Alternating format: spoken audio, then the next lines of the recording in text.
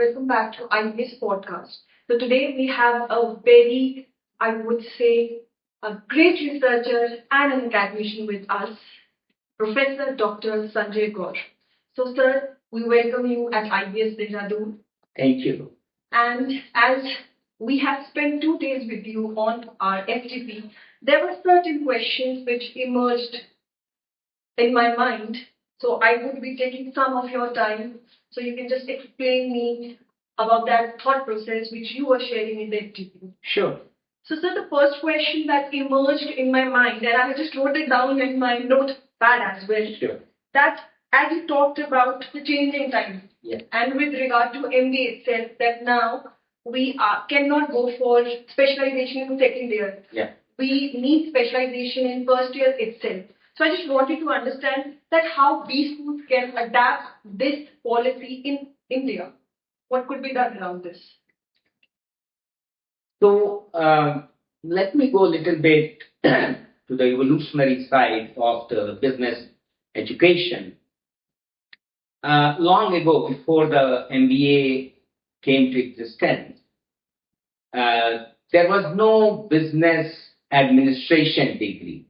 There were degrees on a specific aspect of business like commerce, BCom, MCom, masters in finance, masters in operations. So like that we had everywhere, including in India. Originally we had specialized masters and even undergraduate programs that were focusing on specific requirements of businesses.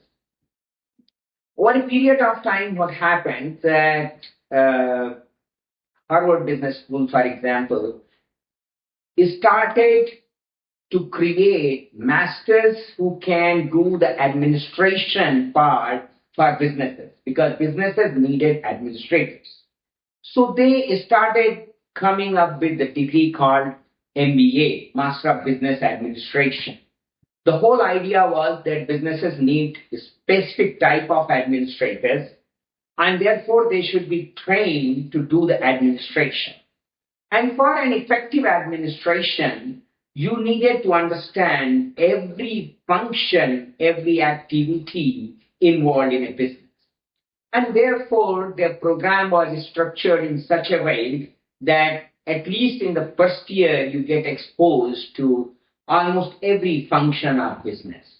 Human resource management, marketing, operations, finance, supply chain management. So again, almost every functional area was covered. And then in the second year, there was more depth and there was more application focus by way of projects, which were called as capstone projects, the 6 months projects. And for 6 months, they were prepared to do these kind of projects. That's how it initially started. And in India, the people who started management education were the people who were sent after India became independent to Harvard for the training. And amongst these were people like Kamini Adhikari, who, when they returned from Harvard, they were given the responsibility to create the business school. And that's how IIM Ahmedabad came into existence. And what they learned in Harvard and then Prime Minister invested in creating the collaborative education both in technical and business field, and therefore the IIM Ahmedabad was created with the help of the Harvard Business School. So, but the Constitution, the way the Indian Constitution was created, the Ministry of Human Resource Development required that any institution that has a word institute and is not university cannot impart the degree. And therefore, they started giving what was called PGDM, Postgraduate Diploma in Management, which was not an MBA degree. It was treated as an equivalent of MBA degree because technically they cannot call it MBA. And the university, and again, I think the first universities that created MBA programs was in the northern part of India, and I'm talking about Jammu and Kashmir, Haryana, Himachal Pradesh, Punjab, Rajasthan, that area started creating the business education. And because they were universities, they started the masters in business administration in line with what was happening at Harvard. And many of these people who started the business education in northern India, they were trained by Harvard Business School under different programs. So there have been several types of programs that they had for training people to create these programs in their country. Gradually, what happened, the mushrooming of business schools happened because people saw this as a lucrative opportunity for students to get a job that is well paid, and more jobs were there because industrialization was happening in India, more businesses were coming up, they needed more and more business administrators to perform different roles. So it started mushrooming. This business schools started mushrooming. And in order to differentiate, what they did was they created what is called specialization. So people started saying, I've done MBA with specialization in marketing, in finance, in human resource management. And then some schools went even beyond that and they started talking about double major. They will say major and minor or double major. So a lot of people will say, I have done MBA or PGDM with a specialization in marketing and human resource management, which gave an indication that industry is now looking for specialized business administration people who are specialized to manage specific functional areas.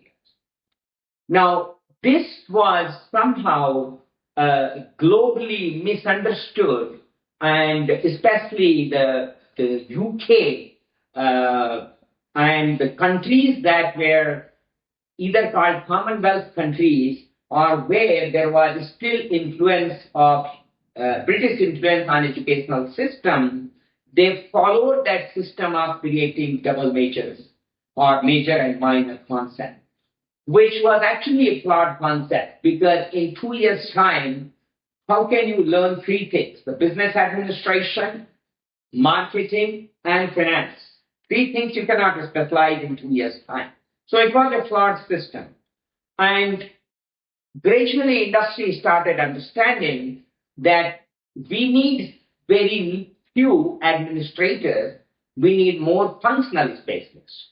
And therefore, they realized the need for professional degrees because these are different professional functions. And the UK, the enrollment for MBAs started declining. And therefore, what they did was they created 1 year professional master's program. They called it professional master's program. And that 1 year professional master's program had no administration part, but it is specifically for a specific function. And some of them, to increase the churn, made it from 1 year to 9 months. But they called it professional masters. Now there was another challenge.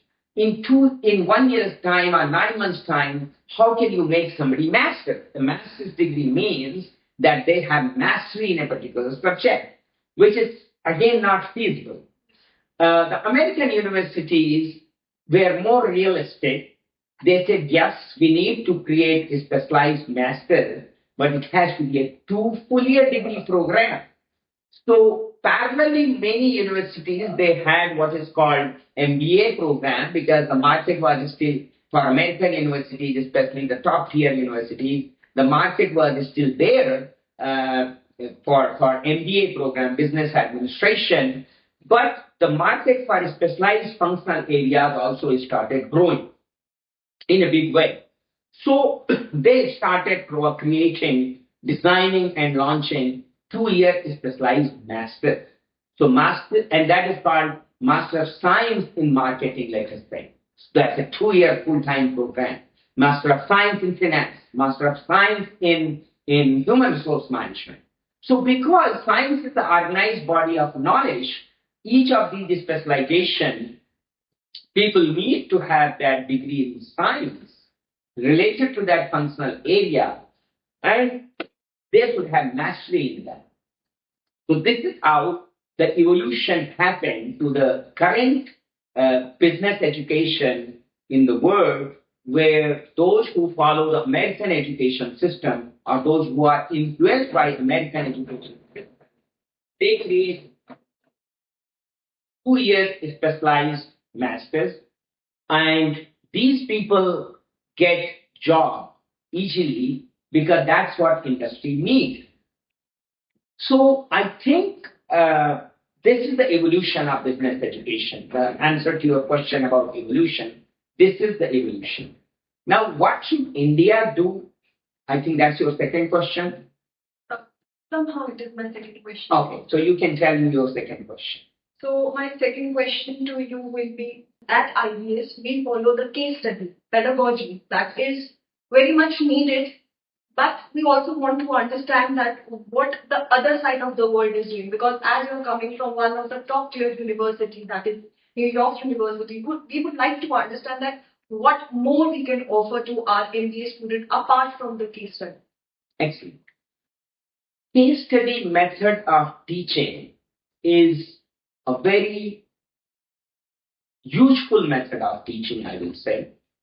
And in business education, again, it was started by Harvard Business School, where professors used to have a lot of consulting assignments, converting them into case studies, and bringing their industry experience to the classroom in a structured manner through the case study. Over a period of time, what has happened that the interest for faculty to generate case studies has gone down because they are not considered as academic outputs or research outputs. And the currency for faculty is only the research outputs. So many cases have become old and outdated.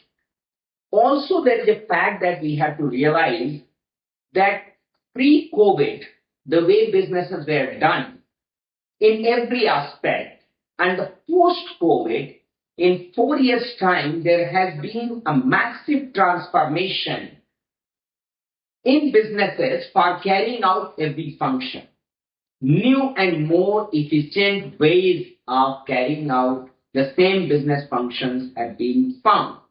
And therefore, the past case studies have become completely irrelevant.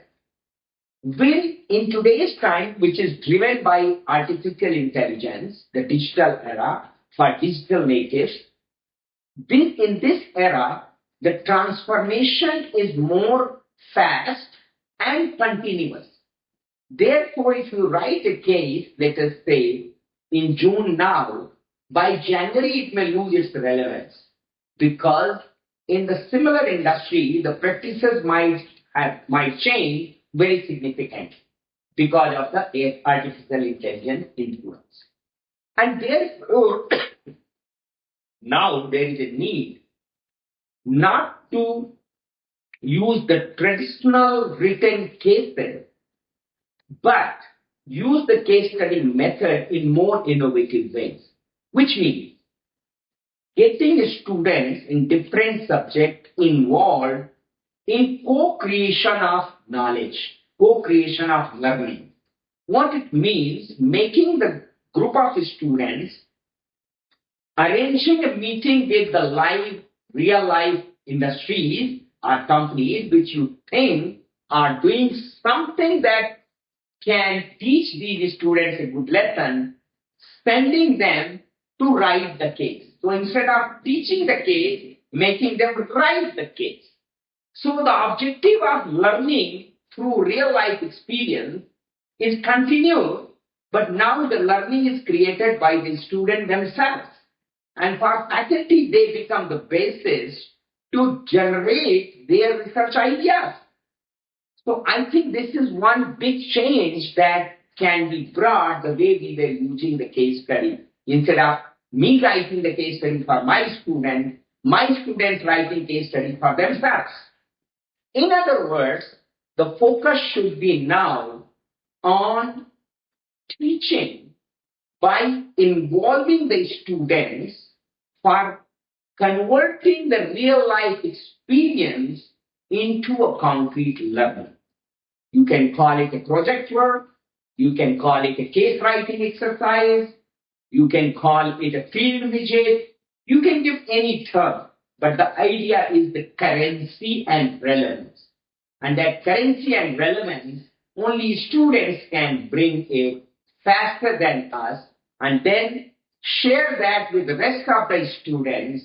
And therefore, let us say 5 groups in one course will bring 5 case studies and create a unique learning from 5 diverse type of industry.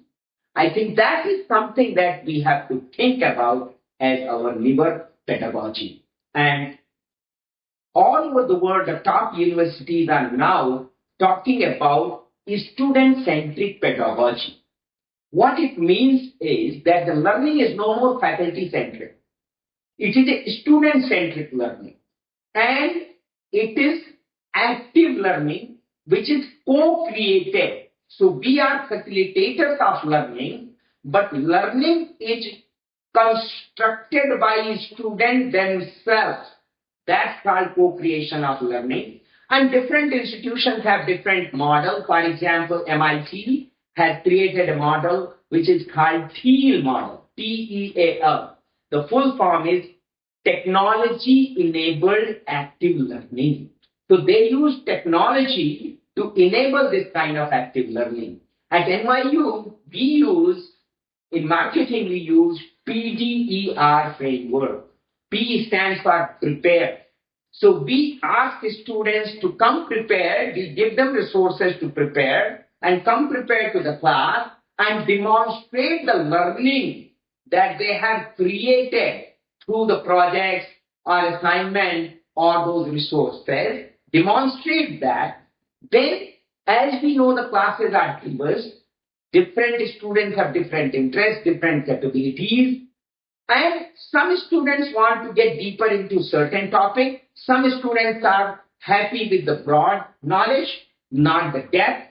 So catering to everyone's need and interest, that's the student-centric learning. The third part of PDER is E. So E stands for explore. So there we provide resources and guidance for those who want to get deeper. So it's not mandatory part. It is optional. I want to get deeper into a particular concept, so I will spend more time on that. Not necessarily now, whenever I have time, because that is space constraint, the time constraint is to be released in the digital era. And the last thing, which is very important for learning and the active learning, is reflection. We don't learn by reading or memorizing or just by experience. We learn when each of these things we reflect. And reflection includes whatever I have learned in my today's class or today's session. How am I going to use it tomorrow when I get this kind of job that I desire? In order to get my job, I'll be interviewed. One question people ask, why should I hire you? So I have read the job requirements. And I also have created a learning. And now I'm reflecting that for this job, these are the kind of questions that I will be asked. And this reflection has helped me tell how I'm going to answer. So that's why the TEAL framework there, PDER framework, the reflect, completes that loop of learning in terms of now I have developed the ability, competence, and skill in applying whatever I learned. I hope I answered your question. Yes, sir. With your answer, I can say that at IBS Dehradun, we are also following the same pedagogy, that where we ask students to go out, because now the society does not want the traditional learning. Now people want the learning outside the class. So we usually give live projects to the students. And what you are talking about reflection, yes, we have the same pedagogy, but I would say we have not given it a name. With your reference, we will give it a name and we will strive to the fullest. Any message for IBS Dehradun students or IBS in general? Great to hear that you are following some good practices. And I will say that IBS is a wonderful institution, a great institution that has been there for a long period of time and is working to make your life better and better. but the onus of learning lies on you. What you can get from IBS education as outcome completely depends on you. IBS and its faculty members are only the facilitator of learning for you. That's my message to every student, undergrad, postgrad, or doctoral students in IBS. Thank you. Thank you so much, sir, for being here. And I know it was quite a long journey for you. So we will be ending our podcast and we will come up with some more great learners who have changed the whole education system for us. So stay tuned with IBS Dehradun podcast. Thank you.